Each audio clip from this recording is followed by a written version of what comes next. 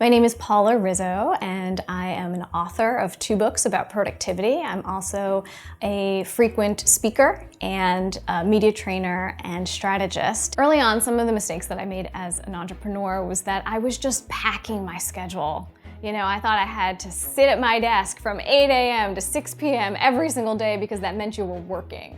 Understanding that when you're a new entrepreneur, you're gonna think you have to do everything at all times, and you actually don't. And slowing down, taking a step back is actually more productive. I just started to blog about efficiency and list making, things that I thought was really nerdy, but turns out people were really interested, and it became the subject of my first book, Listful Thinking. I started to create online products that would complement my book.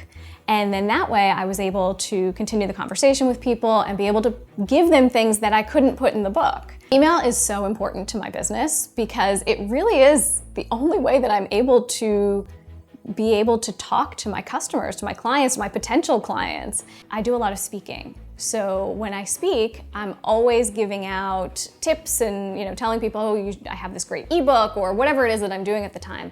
And I'm able to get their email addresses to then continue the conversation.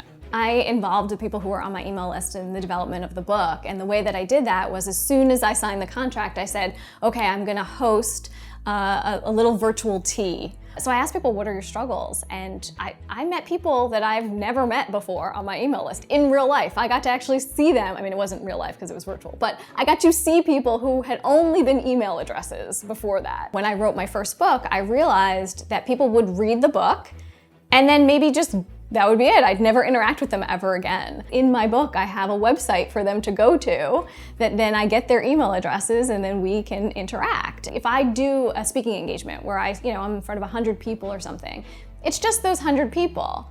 But with email, I'm able to open it up to be so much more. When you're speaking at a conference, you really only see that person for an hour that they're on the stage or whatever it is, and then you're moving on to go do something else. So to be able to keep those connections going and continue to serve that audience has been huge for my business. A good chunk of my business is done through email marketing. I have multiple online courses that I sell throughout the year. I have different launches for them.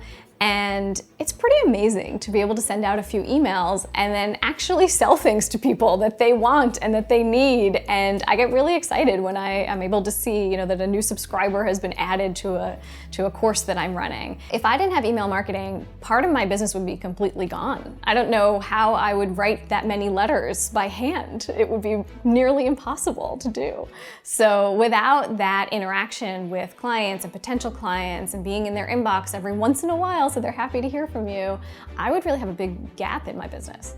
The reason I'm so energized as an entrepreneur is that for me, I really love to tell people things that they don't know. I love that reaction when you're able to give somebody a little nugget of information that changes things for them. It really makes me excited and happy that I have the gifts that I have to be able to share with other people.